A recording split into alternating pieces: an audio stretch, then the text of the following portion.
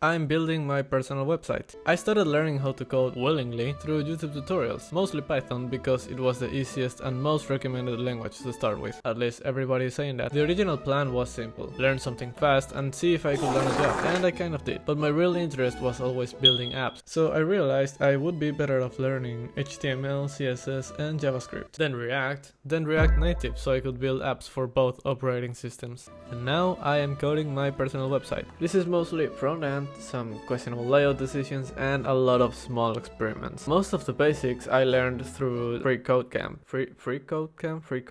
which I really like because it actually makes you code while learning. Personally, that worked better than just watching a 3-hour video and convincing myself I understood everything. I started designing the website in Figma, which was also my first time using Figma. I watched a 15-minute tutorial and then just went for it. I thought Apple's recent liquid glass design direction, basically glamorphism on steroids, might become more popular, so I decided to experiment with that. I'm aiming for something minimal but modern and something that actually reflects who I am, using a background that a friend designed for me. Of course, I wanted the site to be responsive, so I also designed a mobile version to visualize how everything would translate to smaller screens. Now, this is a fairly simple website, so naturally I split it into multiple components. I know this could technically be done in a single file, but I wanted to practice working with multiple components because that's much closer to how real projects look in the industry. I decided to build everything using React and Tailwind CSS. Funny, the moment I finished my React courses and started building this website, a pretty serious exploit was discovered in React 19. So not gonna lie, for a second I thought I had just wasted my time, but I'm sure they'll fix it in an update.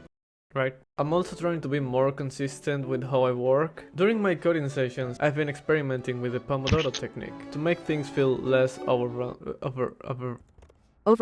The problem is, once I start, I don't really like stopping in the middle of a function or a component, for example. So if the time stops, I usually keep going for a bit. In the same way, I know it should be a 5 to 10 minute break, but I kind of go slightly longer, a game of Overwatch for example, or a few more minutes of whatever I'm watching. Yeah, I know that's not the point, but hey, baby steps. I'm currently using a Pomodoro app I built myself, just to see how it feels and how it could be improved. For example, it still needs better responsiveness and probably local storage so I can save time presets. I'm also adding small Easter eggs to the website to show more about me, like typing something specific or clicking in a certain place to eventually show something. If you have ideas for other things I could add, let me know in the comments. Speaking of ideas, for the project section, I originally wanted a carousel only on the mobile version, since not much fits on the screen. But then I thought, why not do the same on desktop?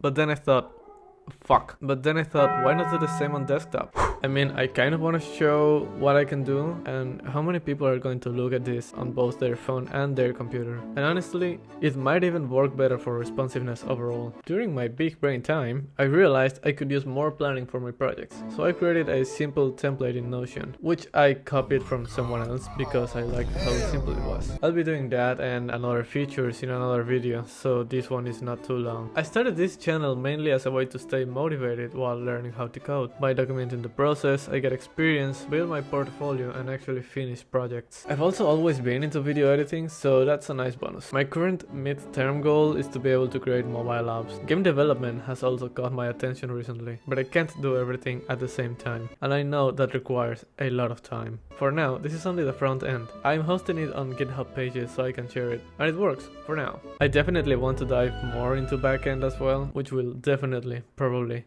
very likely, maybe be an upcoming video once I actually know some backend, or maybe a video about my journey learning backend. Doesn't sound that hard. Wrap it up. I'll end it here. If you made it to the end, thank you. That probably means I did something right. I hope to see you in another video. Ciao.